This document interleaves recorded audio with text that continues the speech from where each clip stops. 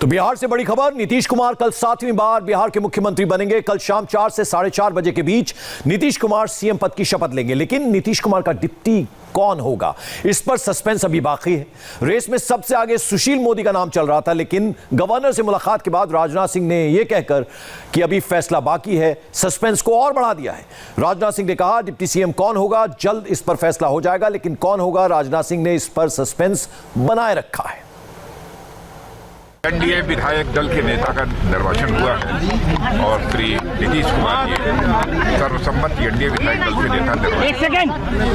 Bharatiya Janata party के भी विधायक दल के नेता के रूप में श्री ताराकिशोर जी निर्वाचित हुए और उप नेता के रूप में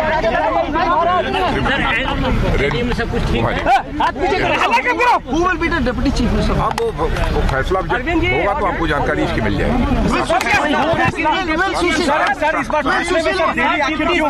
फैसले में देरी क्यों हो रही है सर? फैसले में कहीं कोई देरी नहीं है। राजनाथ जी कोई डिप्टी सीएम होगा कि नहीं? जानकारी मिल जाएगी। डिप्टी सीएम होंगे कि नहीं? डिप्टी सीएम होंगे क्या? जो भी होगा आपको समय पर जानकारी दे दी। और देवेंद्र पराशर हमारे वरिष्ठ सहयोगी इस वक्त हमारे साथ हैं, साथ ही साथ नीतीश चंद्र भी हमारे साथ हैं। देवेंद्र, आपके पास मैं आना चाहूंगा, क्या वजह हो सकती है, क्यों नहीं इस बार डिप्टी सीएम होंगे सुशील मोदी जैसा कि अब लग रहा है, और कौन कौन प्रोबेबल्स हो सकते हैं? पंकज, बीजेपी के एक बहुत बड़े सोर्स का ये कहना है कि इस बार बिहार में एक डिप्टी सीएम नहीं बल्कि 2 डिप्टी सीएम होंगे बीजेपी की तरफ से। वो 2 डिप्टी सीएम होंगे जो विधायक दल के नेता और उपनेता के तौर पे चुने गए हैं, तारकिशोर प्रसाद और रेणु देवी। ये 2 डिप्टी सीएम के तौर पर नीतीश कुमार मंत्रिमंडल में होंगे। सुशील कुमार मोदी डिप्टी सीएम नहीं हो रहे हैं। जाहिर तौर पर बीजेपी के लिहाज से एक बहुत बड़ा फैसला, जो कि हमारे टॉप सोर्स ने ये हमें बताया है कि 2 डिप्टी सीएम, जिसमें से तारकिशोर प्रसाद जो कि कटिहार से आते हैं, रेणु देवी जो कि बेतिया से आती हैं। तारकिशोर प्रसाद को आज ही बीजेपी विधायक दल का नेता चुना गया, रेणु देवी को उपनेता के तौर पे चुना गया था, और इन दोनों को डिप्टी सीएम के तौर पर रखा जाएगा नीतीश कुमार मंत्रिमंडल में। ऐसा बीजेपी के एक आला सूत्र ने हमें यह बताया है। सुशील कुमार मोदी के लिहाज से आप कह सकते हैं कि एक बहुत बड़ा फैसला, बीजेपी के लिहाज से एक बहुत बड़ा फैसला, जैसा कि बीजेपी के में लगातार इस बात को लेकर कोशिश चल रही थी कि अब चेंज ऑफ गार्ड होना चाहिए, सुशील कुमार मोदी की जगह किसी दूसरे नेता को आगे आना चाहिए। एक विकल्प यह था नित्यानंद राय, दूसरा विकल्प यह था डॉक्टर संजय जायसवाल जो कि बिहार बीजेपी के अभी अध्यक्ष हैं, हालांकि वो सांसद हैं, नित्यानंद राय भी सांसद हैं, लेकिन इन दोनों के बारे में भी पार्टी के एक खेमे में यह सलाह मशविरा हुआ था कि क्या ऐसा करना चाहिए। उन दोनों विकल्पों को आजमाने की बजाय तारकिशोर प्रसाद जो कि 2005 में, 2010 में, 2015 में कटिहार से चुनाव जीते हुए हैं, कलवार जाति से आते हैं, उन्हें डिप्टी सीएम की पद की शपथ दिलाई जा सकती है, और दूसरी रेणु देवी को। जी पंकज, बिल्कुल 2 नाम ले रहे हैं नीतीश, देवेंद्र पराशर, रेणु देवी और तारकेश्वर प्रसाद, यानी 2 डिप्टी सीएम इस बार हो सकते हैं। आपसे जानना चाहेंगे, चूंकि आप ग्राउंड जीरो पर हैं, सुशील मोदी क्यों नहीं इस बार? क्या उनके लिए और बड़ा रोल तय किया जाएगा? क्या जानकारी, क्या अपडेट आपके पास? देखिए, राजनाथ सिंह ने ये कहकर संशय तो बढ़ा ही दिया है। जब उनसे ये पूछा गया कि डिप्टी सीएम कौन होगा, तो उन्होंने नाम स्पष्ट तौर पे नहीं बताया और कहा कि समय आने पर आपको पता चल जाएगा।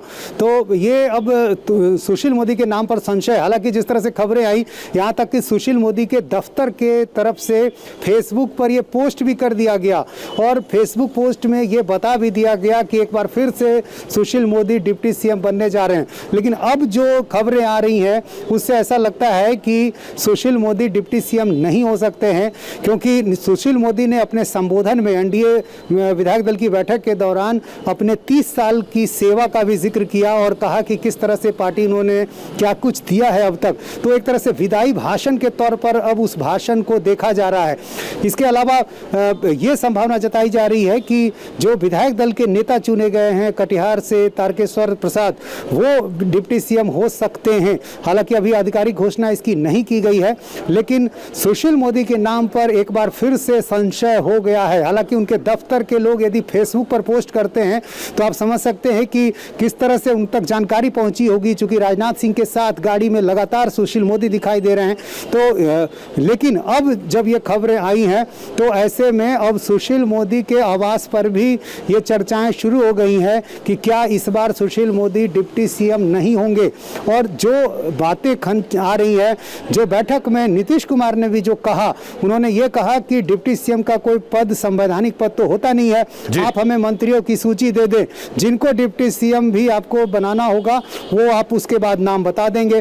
तो ये सारी बातें, ये सारी खबरें अब ये बता रही हैं कि डिप्टी सीएम सुशील मोदी नहीं भी हो सकते हैं। नीतीश, जरा ये बताइए, इस वक्त जब हम आपसे मैं बात कर रहा हूं तो इस वक्त स्टेट गेस्ट हाउस में, जहां राजनाथ सिंह के नेतृत्व में इस वक्त एक बड़ी बैठक चल रही है, सुशील मोदी उसमें मौजूद हैं, देवेंद्र फडणवीस, भूपेंद्र यादव, तो क्या माना जाए आज शाम तक सब क्लैरिटी आ जाएगी? यानी 2 डिप्टी सीएम होंगे तो कौन कौन होंगे, जैसा कि आप भी नाम बता रहे हैं, उसके अलावा क्या रोल रहेगा सुशील मोदी का, वो भी क्या क्लैरिटी आएगी उस पर? जी हाँ, बिल्कुल शाम तक संभव है कि ये सारी चीज़ें स्पष्ट हो जाए। और नीतीश कुमार ने भी, जब हमने उनसे पूछा था तो उन्होंने कहा कि आज शाम तक हमने ये मंत्रियों का नाम हम लोग तय कर लेंगे मिल बैठकर। और हमारे पास जानकारी है कि नीतीश कुमार ने बीजेपी के नेताओं को ये कहा भी है कि आप मंत्रियों का नाम हमें दे दें। तो उन मंत्रियों के नाम पर अब मंथन चल रहा है। तो ये देखना होगा कि क्या इस बार कोई नया चेहरा होता है, युवा चेहरा होता है, जो जातीय समीकरण, सामाजिक समीकरण है, जो नतीजे आए हैं, नतीजों में जो चीजें दिखाई दी हैं, क्या उन सबको ध्यान में रखकर मंत्रिमंडल का गठन होगा, चेहरों का चयन होगा? तो ये सारी चीजें अभी शाम तक माना जा रहा है तय हो जाएंगी। लेकिन फिलहाल ये जरूर है कि बाकी जो औपचारिकताएं हैं वो पूरी हो चुकी हैं। मुख्यमंत्री नीतीश कुमार के नाम पर मुहर लग चुकी है, दावा पेश कर चुके हैं, शपथ ग्रहण कल होगा। अब इंतजार इस बात का कि मंत्रिमंडल का स्वरूप क्या होगा, कौन चेहरा होगा, किसके कितने मंत्री होंगे, और उससे भी बड़ा सवाल कि क्या डिप्टी सीएम फिर से सुशील मोदी बन पाएंगे। देवेंद्र, आपसे मैं जानना चाहूंगा, क्या इस तरह के इंडिकेशन जब रिजल्ट्स आ गए मिल रहे थे कि इस बार सुशील मोदी डिप्टी सीएम शायद ना हो? और देखिए, इसकी पूरी कहानी को अगर हम समझना चाहें तो एक बार जब वहाँ पे पिछले 1-1.5 साल में चुनावी प्रोसेस शुरू हुआ था तो बीजेपी की एक कोशिश थी कि कोई एक ऐसा नेतृत्व भी आगे किया जाए जो कि अगर अकेले अपने दम पर भी चुनाव लड़ने की संभावना बने तो उसमें हम जा सकें। जब नित्यानंद राय को गृह राज्य मंत्री बनाया गया था तो इसी वजह से बनाया गया था कि बतौर गृह राज्य मंत्री, ऐसा नहीं था कि उनका कोई वैसा अनुभव रहा जिसके चलते उन्होंने गृह मंत्रालय में उनको रखा जाए, लेकिन इसलिए बनाया गया था कि ताकि उसके सारे उनके प्रोफाइल को आगे बढ़ाया जा सके। जब डॉक्टर संजय जायसवाल को बिहार प्रदेश अध्यक्ष की कमान सौंपी गई थी, जो कि खुद वैश्य समुदाय से आते हैं, जिसे सुशील मोदी आते हैं, वहां पे भी ये माना गया था कि ये पोस्ट सुशील मोदी का एक स्टेप आगे बढ़ाया जा रहा है। लेकिन जब टिकट बंटवारे की स्थिति आई तो वहां पर सिर्फ और सिर्फ सुशील मोदी सबसे ज्यादा छाए रहे। वो इस लिहाज से छाए रहे क्योंकि हर एक विधानसभा के बारे में बिहार बीजेपी के नेताओं, सारे नेताओं की अगर आप बात कर लें तो जितनी पकड़ सुशील मोदी की है दूसरे नेता उतना नहीं समझते हैं। और वैसी स्थिति में टिकट बंटवारे में सबसे ज्यादा सुशील मोदी की चली, क्योंकि वो हर एक इक्वेशन समझते हैं कि एक विधानसभा में एक कैंडिडेट को देंगे तो उसका दूसरे पे क्या फर्क पड़ेगा। और वहां पे पार्टी नेतृत्व के सामने जब उन्होंने पूरी बात रखी तो सबसे ज्यादा सुशील मोदी की बात मानी गई थी। उसके बाद जब आंकड़े आ गए तो आंकड़े इतने नाजुक थे कि ऐसा यह माना जा रहा था कि बीजेपी इस माहौल में एक्सपेरिमेंट नहीं करेगी। बीजेपी के बहुत सारे नेताओं ने हमें यह कहा था कि सुशील मोदी का कोई विकल्प नहीं है, लेकिन इतना जरूर है, जैसा कि इंडिया टीवी रिपोर्ट भी कर रहा था आज सुबह से इस बात को, कि इस पर रीथिंक जरूर हुआ है, इस पर पुनर्विचार जरूर हुआ है कि क्या सुशील मोदी की जगह किसी दूसरे विकल्प को आजमाया जा सकता है। और ये इस लिहाज से बहुत नाजुक था क्योंकि नीतीश कुमार के पसंद होना चाहिए, नीतीश कुमार की पसंद के तौर पर डिप्टी सीएम होने चाहिए थे। बताया यह जाता है, जेडीयू खेमे के लोग हमें ये बताते हैं कि नित्यानंद राय को लेकर नीतीश कुमार बहुत ज्यादा खुश नहीं रहते हैं। खासतौर पर इस चुनाव के बाद उनको ऐसा लगता है कि एलजेपी ने जो कुछ किया उसके पीछे कहीं ना कहीं नित्यानंद राय की भूमिका रही है, क्योंकि एलजेपी के नेताओं से नित्यानंद राय के संपर्क पहले से बहुत अच्छे रहे हैं। तो उस लिहाज से नीतीश कुमार इस नित्यानंद राय के नाम पे सहमत हो नहीं सकते थे। डॉक्टर संजय जायसवाल जो कि नित्यानंद राय के खेमे के उनके नाम पे सहमत हो नहीं सकते थे। तो जाहिर तौर पे बीजेपी अगर बदलाव करना भी चाहती थी तो उस लिहाज से कि नीतीश कुमार को बहुत अनकंफर्टेबल करने का कोई मैसेज ना दिया जाए, और वहां पर तारकिशोर प्रसाद जो कि कटिहार के विधायक हैं उन्हें चुना गया, और रेणु देवी जो कि बेतिया से आती हैं, डॉक्टर संजय जायसवाल के क्षेत्र से आती हैं। हमारे सोर्सेज ये बता रहे हैं कि इन दोनों को डिप्टी सीएम के तौर पे बताया जाएगा। और ये तब तय मानिए कि जब आगे बहुत जल्द केंद्रीय मंत्रिमंडल का भी विस्तार होना है, संभव है कि इसी महीने में हो जाए, तो वहां पर सुशील मोदी को केंद्र में जगह दी जा सकती है, क्योंकि उनकी योग्यता को लेकर पार्टी के बहुत सारे नेता ये बताते हैं कि अब उनको केंद्र में जगह देनी चाहिए और बिहार की राजनीति में दूसरे नेताओं के हाथ में कमान सौंपनी चाहिए। ये पंकज, बिल्कुल। नीतीश, आपके पास आना चाहूंगा, अगर तारकिशोर प्रसाद और रेणु देवी ये जो दो नाम आ रहे हैं, क्या क्या बातें इन दोनों के फेवर में जाती हैं अगर ये दोनों डिप्टी सीएम बनते हैं तो? देखिए, जो तारकिशोर प्रसाद हैं कटिहार से आते हैं, 4 बार जीत चुके हैं, वैश्य जाति से आते हैं, और सुशील मोदी भी वैश्य जाति से ही आते हैं। तो एक तरह से कहें यदि आप उनको हटाकर यदि इनको बनाने की बात मानी भी जाए तो इससे एक तरह से कहें कि इसको संतुलन बैलेंस साधने की कोशिश दिखाई देती है। और रेणु देवी जो हैं वो चंपारण इलाके से आती हैं, इससे पहले संगठन में भी वो अहम जिम्मेदारी निभा चुकी हैं, कला संस्कृति मंत्री रह चुकी हैं इससे पहले जब एनडीए की सरकार रही है, एक बार वो हार भी गई थी। तो एक तरह से देखें कि ये जो सामाजिक समीकरण है उसको साधने की कोशिश दिखाई देती है। और दूसरी बात एक ये भी है कि देखिए, सुशील मोदी नीतीश कुमार के काफ़ी विश्वस्त, काफ़ी करीबी माने जाते हैं। कई नेता तो मजाक में ये भी कहते हैं कि वो बीजेपी के नहीं है, वो जेडीयू के हैं। तो इस बार शायद बीजेपी चाहती है कि हमें एक ऐसा आदमी चाहिए जो परिस्थिति बदलने पर, आवश्यकता पड़ने पर खुलकर सामने आए, खुलकर बोल सके। लेकिन सुशील मोदी ने पिछले कुछ सालों में बतौर डिप्टी सीएम जिस तरह से काम किया है, या बतौर बीजेपी नेता भी जिस तरह से खुद को पेश किया है, उसमें उनकी छवि नीतीश के करीबी व्यक्ति के तौर पर बनी है। तो शायद बीजेपी इस बार एक बदलाव के साथ साथ, नए चेहरे के साथ साथ ये भी चाहती है कि नीतीश कुमार के बहुत करीबी आदमी कोई न रहे जो बिल्कुल उनकी हाँ में हाँ मिला है। चूंकि उनकी छवि बिहार में इसी तरह की है, हर कोई जानता है।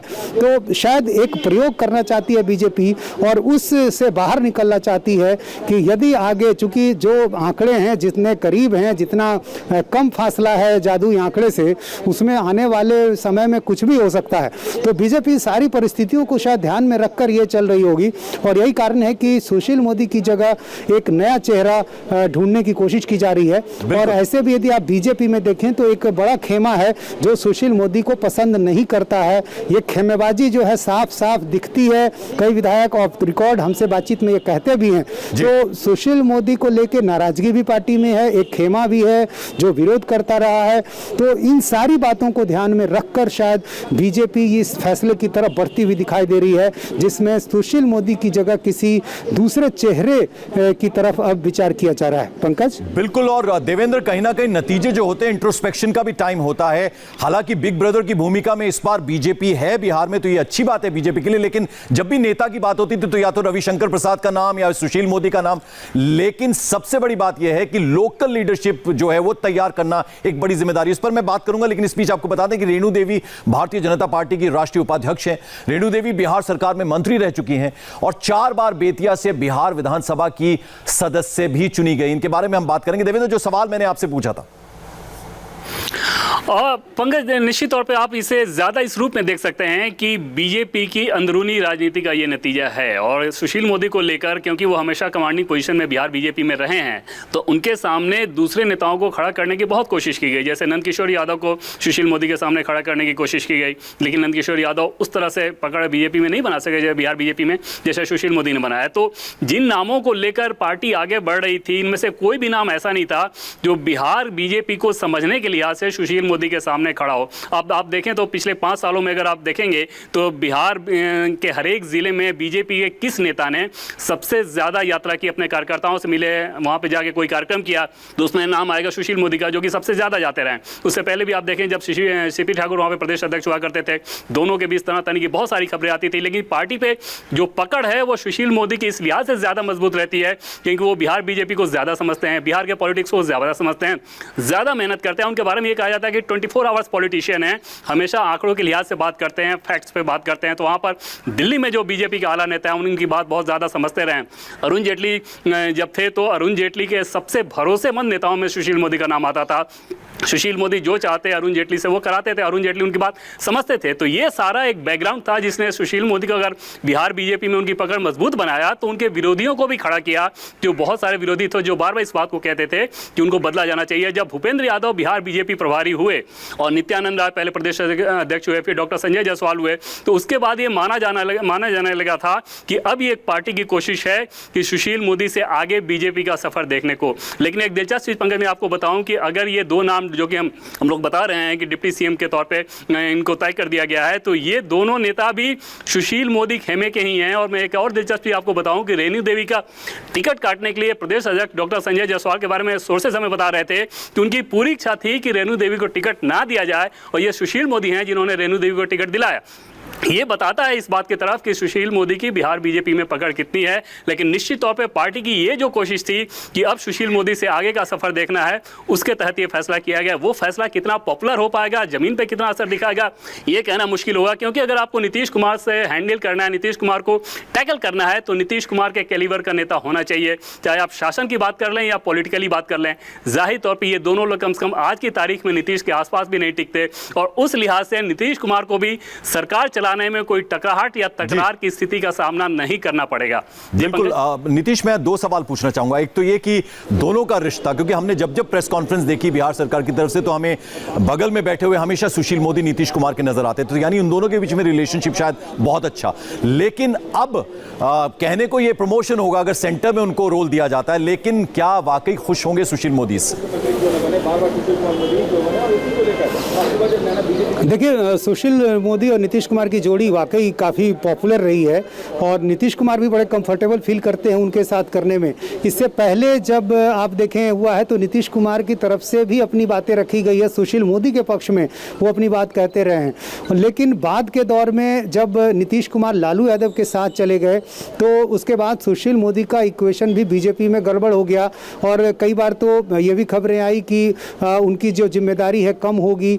ऐसा भी कहा गया कि पार्टी में उनका जो पहले का महत्व था वो कम हुआ। लेकिन जब लालू के साथ नीतीश चले गए तब आपको याद होगा कि किस तरह से उन्होंने लालू यादव के जो प्रॉपर्टी थी, जिस तरह से उसका सारा खंगालना शुरू किया, एक के बाद एक खुलासे करने शुरू किए और उसके बाद यहाँ तक स्थिति हो गई कि नीतीश कुमार को लालू यादव का आरजेडी से रिश्ता तोड़ना पड़ा और उसका पूरा क्रेडिट कहीं ना कहीं सुशील मोदी को गया।